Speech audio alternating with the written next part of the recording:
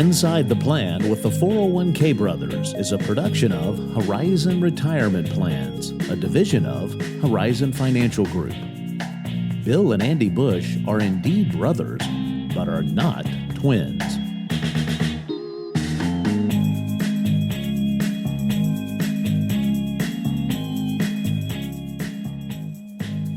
Hello and welcome to Inside the Plan with the 401k Brothers. Brother Bill here alongside Brother Andy. Brother Andy. Andy, today's topic on the podcast is going to be the distribution phase. Yeah. So we talk a lot about saving. Yeah, we do. But eventually somebody's going to want to retire and they're going to have to start taking dollars out of these accounts they've been putting in for years. That's right. And I commonly have been heard saying, right now, you're earning your dollars to pay for your lights and your gas in the car, food on the table, all the things that you spend money on, and you're earning those dollars. In retirement, you won't be earning anymore, but you need some source to be able to pay for lights and gas and food and all the other things that you spend money on. And so there's a common distribution, I guess, rule, if you will, that's been out there for about 30 years. A good 30. Yeah, and it's called the 4% rule. Yes. And so that was sort of kind of tested and adopted by a financial advisor back in the day by the name of William Bingen, or Bill, as we like to call him, Bill Bingen. And he's an interesting guy because he actually went to MIT, was a rocket scientist, and later moved on up his career as running a company, but then became an advisor and really tested this whole notion of what would a portfolio be safe to last throughout retirement given a certain withdrawal rate. Yeah, like a, quote, safe withdrawal rate that you wouldn't outlive. Yeah, exactly. And so he tested that with different asset allocations and looking back at historic returns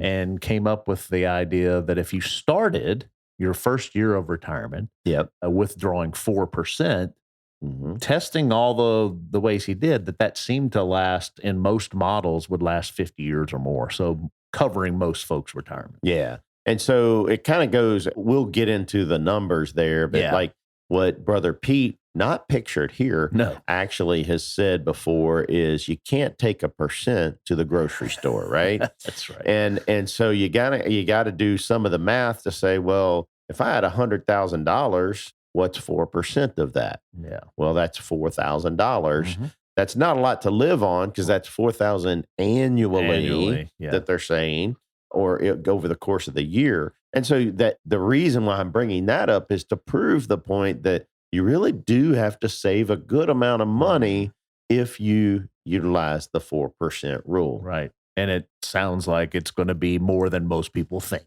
Correct. Yeah. Because if you had $1 million, that's 40 grand. That's 40 grand. 4% is 40 grand. And so is 40 grand enough? And then granted, you're going to have some Social Security on top of that. And maybe you have other sources of income from rents or something like that. But you just got to kind of start to piece together what's the picture look like for you. Yeah. So I did mention the first year, 4%. Yeah, you did mention based on that.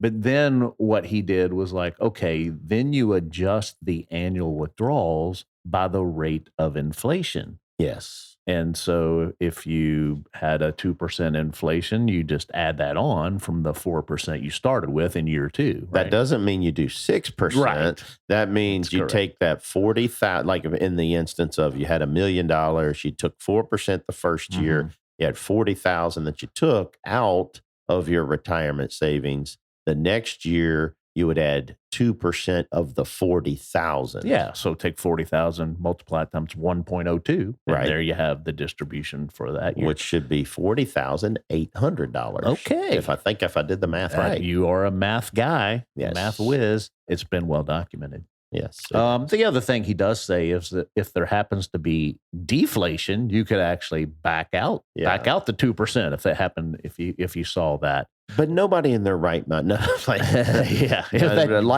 happens. People will not do that. Yeah. So he did begin testing this in over a 50-year period, looking at retirements starting in the 20s. The 1920s? The 1920s, because we're in the 2020s now. Yeah. So the 1920s, and you think about, well, gosh, 1929, what happened? It wasn't good. The stock market collapses. and kind of looked at those 50-year periods and based his assumptions on that historical return in both the stock and the bond market. And what he found, I think, was interesting is for most portfolios, it seemed to work, but where there was a sweet spot in the percentage of stocks and bonds. Oh, right. Yeah. And so that sweet spot tended to be kind of a 60-40 portfolio. Certainly the 50-50 and a kind of that 50% stocks up to 75% performed really well. Well, you think about folks entering retirement, that sounds like a heavy percentage, depending on your risk factor, of course. Yeah, of course. And that means, so going back to percentages and looking at maybe, let's say, if you had a year where the market dropped 20%, all right, which kind of happened recently. It sure did. If you had $1 million, 20% is $200,000. And if you saw your portfolio go from $1 million down to 800,000 and you were entering retirement, it would be very uncomfortable. Yeah. And so that's where you get into the sequence of return risk. That's right. If you get hit early on in your retirement years, poor market returns. With poor market returns, and you're still following that 4% rule, you got much less number to go by in year two, which can be tough. But he did test these assumptions on the 50. Let's talk about the 50-50 model. He did a 3% rate of return that lasted, 50 years, 4%. Most of his portfolios lasted 50 years. And then he did a 5%. And more than half of them were exhausted in 50%, with the worst portfolios lasting no more than 20 years.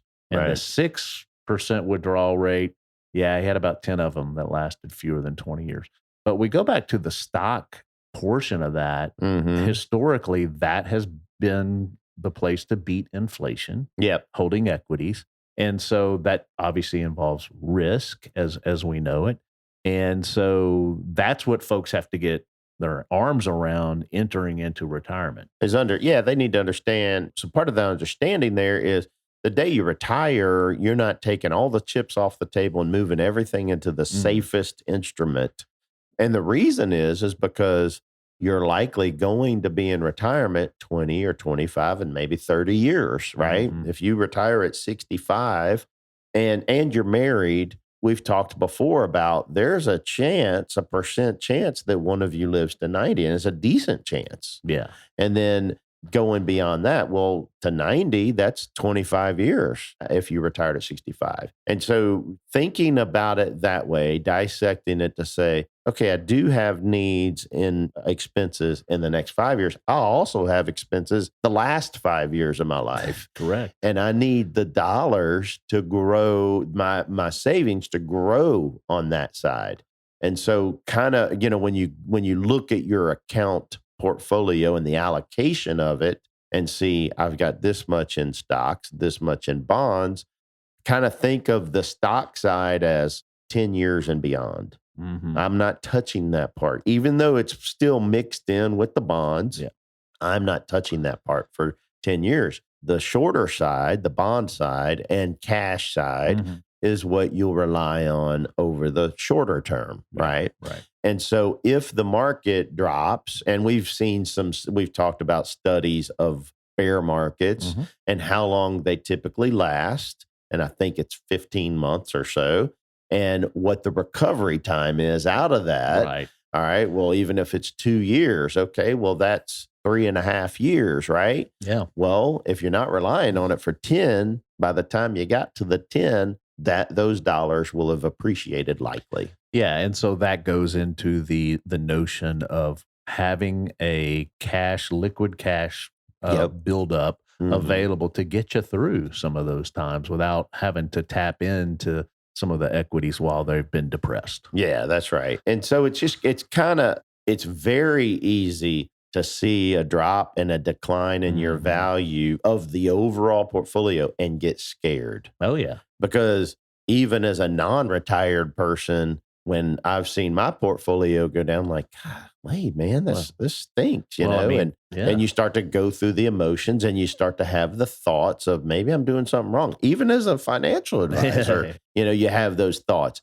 But if you put some perspective on it, and that perspective, especially for somebody in retirement or entering retirement, is this portion I just may as well not even look at for 10 years, because they need to grow and they need time to appreciate over those long periods of time. Yeah, that's the zoom out effect, and don't get caught in the moment. And look, what we just experienced in 2022 was you had the stock market and the bond market both down double digits, and you also had inflation raging. So if you were retiring in 2022, and that was your first year of retirement, but not only were your assets declining, but also you've had to, if you factor in the inflation part, your dollar didn't go as far. So that hit pretty hard.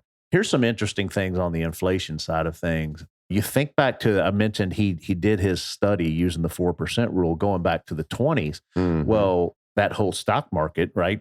Black Monday and all that happened in 29. Well, he said using the 4% rule, even those that retired in or around 1929, their portfolios still survived the full 50 years. Yeah. Okay. The ones that didn't perform as well were those that retired in the years leading up to the early to mid 70s. And that was because of the inflation side of thing, where 73 and 74, you had prices rising by 22 point something percent.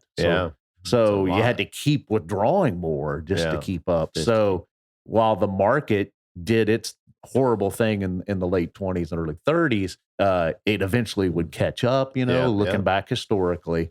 But the inflation side was a big wallop in the 70s. Yeah, and so that's a good point. And people are, with the conversations we have, a lot of people are concerned about the economy and concerned about what the Fed is doing to fight inflation. But that point right there is exactly why the Fed has to fight inflation, because inflation is the one thing, is kind of the silent killer, right? Yeah. That if you don't plan and prepare for it, it can just etch away your savings nest egg. Whereas the market can fluctuate from time to time, but over long periods of time, there's a average annual return. And it's not just sitting on that average annual return and flatlining. It's all over the place. But ultimately, that's what you get, is a good average growth. And that's because the year I was born, 1970, the U.S. population was around 220 million.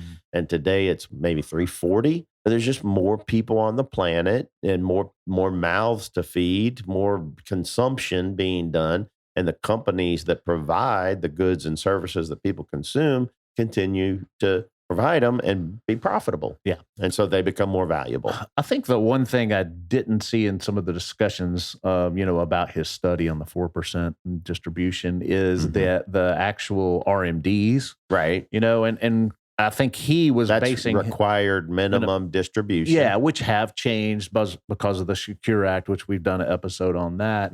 So I guess it also depends when a person is retiring and starts drawing. But RMDs have been pushed back, that RMD age. Yeah. And so you were talking about IRA money, 401k money at some point. If you were born after 1960, your RMD is now 75, that RMD age. Yeah. So, but if you're retiring in your 60s, mid 60s, and you start drawing, you're going to be whittling down that balance before 75 anyway. Yeah. And so it's the RMD right now is 73 years old, right? Yeah. And so once those that are born 1960 or later get to that age, it'll end up being 75, meaning you are required to take this minimum amount. You can take more, but you got to take this minimum amount. Well, that minimum amount right now at 73 is, I think it's just over 4% is what the calculation comes out to. Well, at 75, it's even a bigger slice of the pie. And the purpose of that is taxes. Of course. I mean, that's what it comes down to, is the government, you were putting money in pre-tax all this time, and it grew tax deferred all this time. And they want to make sure that the taxable revenue is coming back out, and they're requiring you to do a minimum amount. You can do more if you wished. But the point there, Bill, that you're making is that if you just did the RMD, that's going to be more than 4%. Yeah. And so if you started taking... Because it increases as well. Yeah. Of course, if you start taking at 73, your years in retirement are going to be abbreviated more than if you started at 65. That's right. Yeah. More than likely. Yeah. So the purpose of this episode is to kind of just get you thinking about eventually absolutely. You're going to be pulling dollars out, and you got to get intentional about that. And what is going to be the game plan? Of course, variables that nobody knows are, hey, what is inflation going to do? Right. What is the market going to do in the next 30 years? And quite honestly, when's the last day you're going to be on the planet? Right. So those are unknowns, of course, but in his looking back historically, that's what he came up with. This 4% rule seemed to make sense for most portfolios. Yeah. And these things are, I'd call them a rule of thumb, Exactly. right? And so it's not specific science for your situation, but what it does do is, like what Bill said, gives you that awareness to say, okay, well, I need $100,000 in retirement based on my spending now, right? Yeah. That's what I'm going to need. Well, let's say Social Security's 35 of that, right? Yeah. Well, then I've got 65,000 that I've got to come up with. Right. Well, how do I find out the nest egg size I need in order to pull out at 4% rate, the $65,000, right? And so you can divide that 65 by 0.04 and you'd come up with the number. And that number's going to probably be, for that amount, it's going to be 1.5 million or something up in that area. And then where you are today, am I on pace to get to that number? Yeah. All right. And it's, so the math is really kind of easy. We can sit down with you and kind of look at the math. I mean, any calculator does that online, but it's important at least to be intentional about shooting towards and attaining that number. Yeah. Yeah. So that you have a choice. All right. Well, that's a quick discussion on the distribution phase, the 4% rule. Yep. And if you have any questions about this or anything else to do with your 401k plan or future retirement, you can reach out to us. I'm Brother Bill B. Bush at horizonfg.com. Email me. I'm Andy Bush, Brother Andy Bush, and that's going to be abush at horizonfg.com. It's a system. Yeah, it is a system. And so that's going to wrap up this edition of Inside the Plan with the 401k Brothers. I'm Brother Bill. And I'm Brother Andy. We are brothers, but not twins. The opinions of the hosts and guests of this podcast are for general information purposes only and are not to be construed as specific advice or recommendations for any individual. You should consult with a qualified financial professional to determine what is appropriate for you. The advisors of Horizon Financial Group offer securities and advisory services through Cetera Advisors, member FINRA SIPC. Cetera Advisors is under separate ownership from any other named entity. Horizon Financial Group, 8280 YMCA Plaza Drive, Building 5, Baton Rouge, Louisiana, 70810. Advisors of Horizon are registered representatives of Cetera Advisors, a broker-dealer and registered investment advisor.